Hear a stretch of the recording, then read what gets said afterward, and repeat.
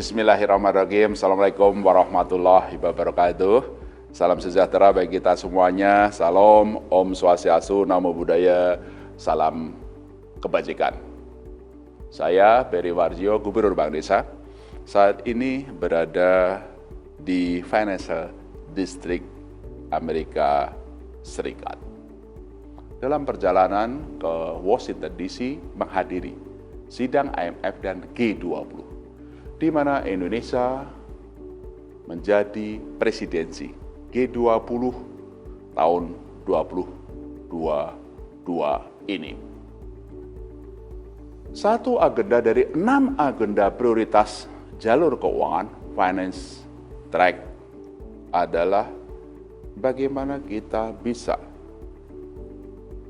koordinasi lebih baik di dalam mengelola ekonomi global, khususnya dalam normalisasi kebijakan untuk mengatasi dan mengelola pemulihan ekonomi.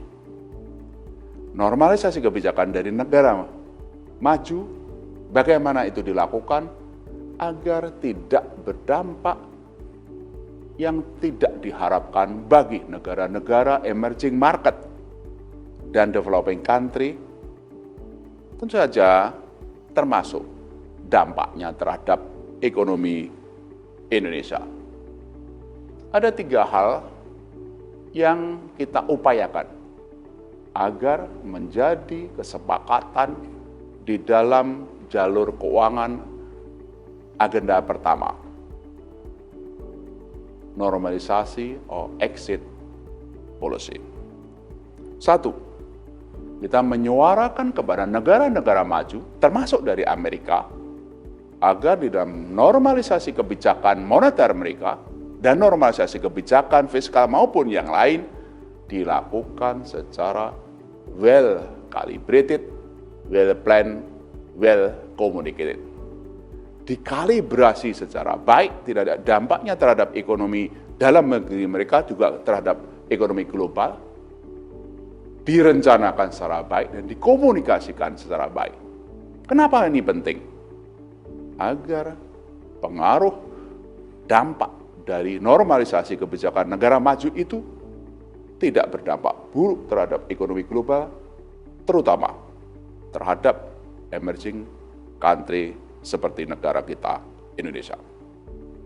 Nomor 2, di dalam keketuaan presidensi Indonesia di G20 ini, dalam agenda ini kita juga menggagas dan memajukan kebijakan-kebijakan untuk memperkuat ketahanan ekonomi emerging market.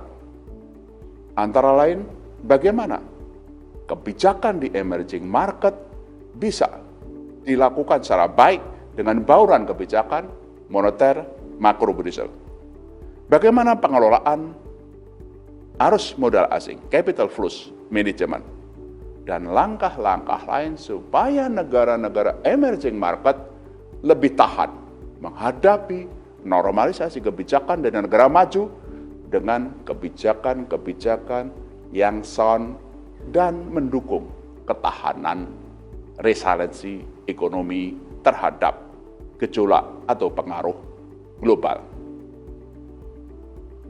Nomor 3, yaitu menggagas dan menyuarakan agar lembaga moneter internasional IMF dapat menyediakan dan membangun kekuatan yang kita sebut global financial safety net.